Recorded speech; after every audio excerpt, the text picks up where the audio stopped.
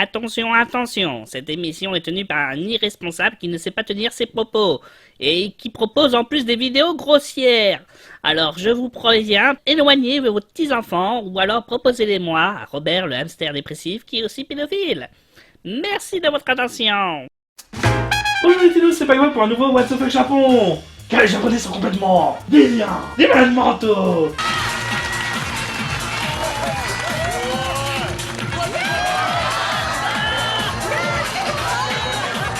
Et quoi de mieux que de préparer son voyage à Tokyo en vous proposant 10 endroits à visiter. Quoi visiter? Ou manger? Ou boire? Ou s'amuser? Ou acheter? Oui, je sais, à force ça devient super souvent. Vous saurez tout. Il y aura pour tout le monde. Numéro 10. Il existe par-delà les légendes un restaurant mythique où l'art de la science ninja et de ses techniques secrètes nous sont appris. Selon les mythes anciens, ce lieu ne peut être qu'envahi en utilisant un appareil de communication et suffisamment à l'avance pour espérer pouvoir entrer dans cet antre farouchement gardé par des maîtres ninja. Le lieu se trouvant à des milliers de pas, enfin si tu décides d'aller à pied car en métro c'est simple, il suffit de prendre pour cela l'arrêt Akaza Mitsuke de la ligne Kinza. Oui, je sais, à mes souhaits.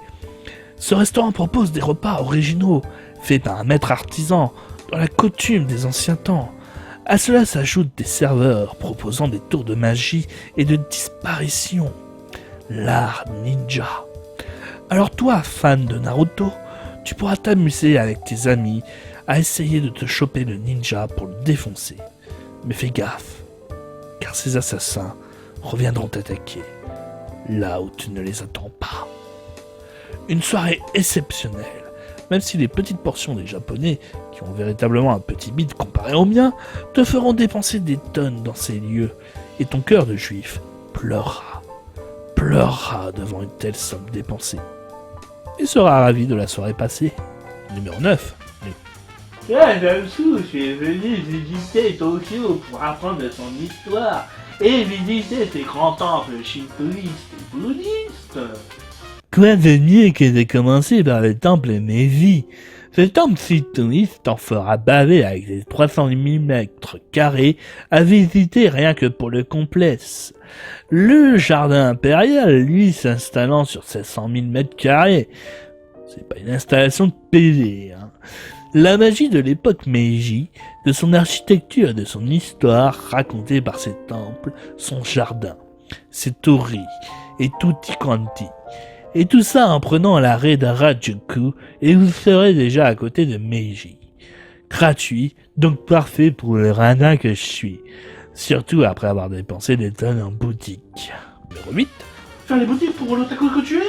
C'est une évidence si je te parle d'Akihabara. Ah, l'arrêt Akihabara, comme c'est original, avec cette boutique spécialisée en informatique, ces magasins goodies avec mettre des tonnes d'étages dédiés aux figurines Gundam, le paradis de l'otaku en face des citations en masse. Tu pourras alors faire tes achats, jouer en salle d'arcade Sega, et t'affronter à des big boss hardcore japonais qui te foutront des perfects en max, mais aussi gagner en t'amusant, les derniers tapis de souris gonflés à la boobs, le lieu culte de l'otaku qui veut des figurines de Jojo. Enfin, oublie pas Bukov et Mangarake qui se trouvent dans le quartier de Shibuya. Numéro 7. Mais si tu es une tafiole ou une femme qui a dépensé de la thune pour t'habiller, c'est où tu devrais aller? À Tafioland. Ah non, je plaisante. Tu as de toute façon 2 quartiers cultes pour la mode. Si tu es une gothique Lolita, voire que tu préfères t'habiller de manière originale, je ne saurais que te conseiller l'aller à la sortie de la gare d'Harajuku. Vous trouverez même des magasins où on vous fait des kimonos sous mesure à pas cher, dans les alentours de 50 €. Le quartier proposant des tenues vraiment exotiques, à la limite du cosplay, comme des tenues de Misa Misa de Death Note. Sinon, vous voulez passer inaperçu?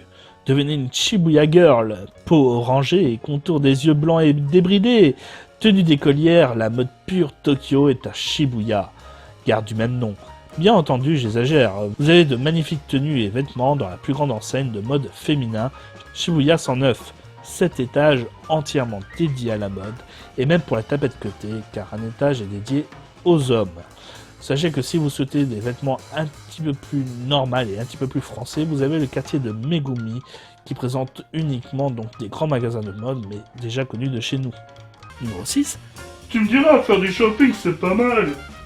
Il faut bien se reposer entre deux magasins. Et quoi de mieux que de faire servir par de jolies demoiselles en échange d'obéir à leurs règles insupportables, comme celle de ne pas les peloter. Vous pourrez boire et manger en charmante compagnie, imiter leurs danses farfelues et chorégraphiées pour donner beaucoup de moé, soit de l'amour dans ta nourriture. Moi je leur donnerais bien autant de moé et aussi avec quelques gestes de mes doigts. Alors allez vite à Akihabara où se trouvent de chouettes maîtres café. Et pour les filles, vous avez des butlers café. Pour les fans de Black Butler, vous serez ravis d'être accompagnés d'hommes gentlemen. Pour ma part, j'ai fait mon chat. Moi. Numéro 5. Tu es fier de toi. Tu as appris énormément en Camplemélie et tu es sûr de ne jamais perdre ta virginité en racontant des anecdotes là-bas. Je te conseille un autre endroit. Continue alors avec ton chemin au parc Ueno, près de la gare d'Ueno. En plus de visiter ton magnifique zoo, et des pandas qui ne sont que des ours en noir et blanc, tu pourras trouver de magnifiques statues dont celle de Takamori Seigo, accompagnée de son chien. 3 musées pour te rassasier, une salle de concert, un temple Toshogu et le bassin Shinobazu. T'attends surtout en avril avec la saison des cerisiers. Numéro 4. Vous avez toujours rêvé d'être Ryo Saiba à Cat City Hunter. Quoi de mieux que de proposer ces restaurants végétariens? Non, je déconne, il y a des enfants quand même. Mais bon, il n'y a pas à chipoter. Pour passer une soirée, et souvent à pas cher, pour vous détendre de vos journées, il n'y a pas mieux que le quartier de Kabukisho près de la gare de Shinjuku, où trônait le tableau des demandes de XYZ. Ce lieu est peuplé de bars, d'étals pour manger un bout à pas cher, et parfois même de restaurants bar à thème avec celui des fucking robots, ou encore le Capcom Bar. Numéro 3. Merde, je n'aurais pas dû tenter de violer cette petite maid. Enfin, quoique si vous n'êtes pas pauvre, et que vous savez vous servir d'un téléphone pour réserver à l'avance, quoi de mieux que de passer à Alcatraz, ce restaurant avec une ambiance prison et qui se trouve à Shibuya. Les plats délicieusement typiques du lieu, avec ce petit côté macabre, dangereux, des animations de folie, un petit côté discothèque, et le personnel fera tout pour vous mettre dans l'ambiance. Par exemple, si vous commandez un certain shot, vous aurez le droit à une gardienne qui vous chifflera après vous avoir forcé à le boire cul sec. Le sperme juice, lui, sera léché devant la serveuse, tandis que le biberon shot sera tété, aidé là aussi d'une serveuse. Un peu chéros, mais une soirée inoubliable, parfait pour des déviants comme moi. En fait, je crois que je vais aimer rester en prison, moi, ce soir. Numéro 2. Bon, je vais pas vous mentir plus longtemps, je suis un grand fan de shonen. Ouah, le scoop! Donc pour savoir qu'un parc d'attractions Shonen Jump vient d'ouvrir, ça fait... grave bandé!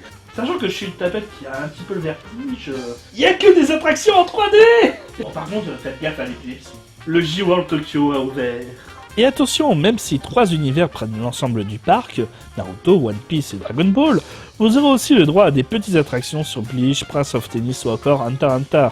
Entre les restaurants avec de la nourriture aux couleurs de vos héros, que vous aurez donc plaisir à déguster si vous êtes cannibale, bien entendu on n'évite pas les passages arcades et magasins entièrement dédiés au Shonen Jump, la revue culte des fans de Shonen. Et les attractions sont plus des jeux de foire à l'image de nos héros, mais déjà l'entrée relativement peu chère, les attractions en 3D, ou comment faire un Kamehameha avec Son Goku quand même, ou visiter l'univers de One Piece en bateau, ou encore les labyrinthes des Sharingan, vous mettront dans cette ambiance bon enfant, à conseiller véritablement aux fans. Numéro 1. En numéro 1, quelque chose d'énorme qu'on ne peut manquer. Et si t'oses le faire, je te tape. Au débat, cette île OP de Tokyo vous amènera sur le seul lieu sur Terre où se trouve un Gundam géant jusqu'en 2019. Mais aussi un grand salon Sega, le paradis des Lego, Legoland, Fuji TV, un énorme aquarium, et Toyota MegaWeb. Un musée sur les effets d'optique est aussi à faire. Et pour continuer à aller plus loin, le Shonen Jump, en plus d'offrir un parc d'attractions, a ouvert une série de magasins entièrement dédiés à ces séries. Et le plus grand Jump Store se trouve à Odeba avec des produits inédits des univers shonen que vous connaissez. Et quand je dis unique, c'est putain de hard shit de bordel de merde. Alors oui, je n'ai pas parlé des milieux de lieux à faire comme le Tokyo Dome City, par exemple avec ses milliards de parcs d'attractions à thème, comme ceux de Dragon Quest, ou des magasins spécialisés KitKat ou Hello Kitty, etc., ou encore l'Universal Studios. Non, il y aurait trop à dire et j'en parlerai certainement un autre jour, mais Tokyo c'est une ville démente à visiter bordel de shit. Ce What the Fuck Japon est terminé pour aujourd'hui. n'hésitez pas à partager la vidéo et à vous abonner à la chaîne. J'espère que j'aurai titillé votre curiosité avec les 10 endroits que je vous ai proposés. Je vous dis à une prochaine et à bientôt.